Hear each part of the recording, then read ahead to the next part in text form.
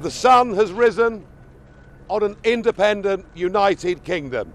And just look at it, even the weather's improved. It's been a hell of a long journey, this. I first got involved in Eurosceptic politics 25 years ago, and the first election I contested, I managed to beat the late, great, screaming Lord Such by 164 votes, so I didn't come last. And now there are 17 million people that voted for Brexit.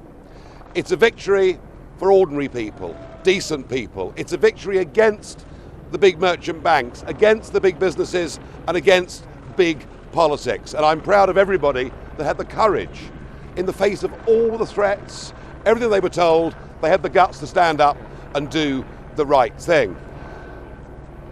The election was won, in my view, in the Midlands and the North, and I think it was the old Labour vote that came to us, and we, particularly as a party, campaigned as hard as we could in those areas.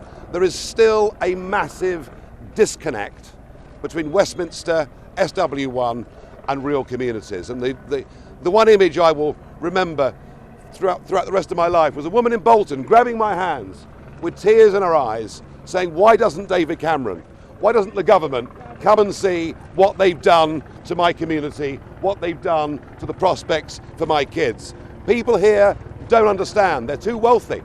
They don't get what open door mass immigration as a result of EU membership has done to people's wages, to people's availability of getting GP appointments or their kids into local schools.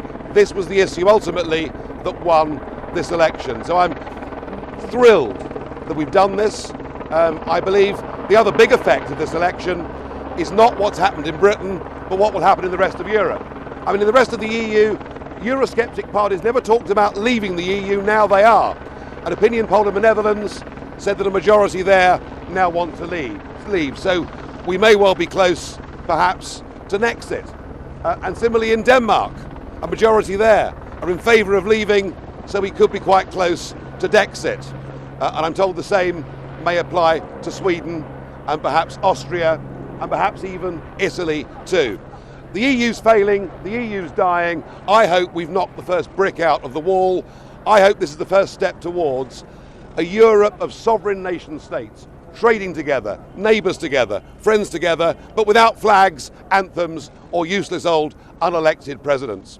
So what happens now? What happens next? Well, 17 million people have said we must leave the European Union. We now need a Brexit government. A government that gets on with the job. A government that begins the renegotiation of our trade relationship. A government that'll be mindful that already many of the German car manufacturing unions have said, let's get on and do a deal. Let's go on selling motor cars and wine and cheese with each other. But a government also that at the same time uses the opportunity of Brexit.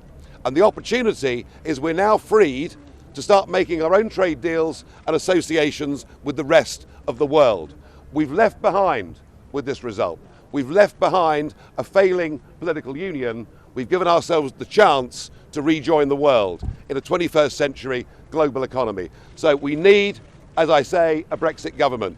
We need the negotiations to start as soon as humanly possible. We need to start thinking globally about our future. And the other thing I think that needs to happen is that June the 23rd needs to become a national bank holiday, and we will call it Independence Day.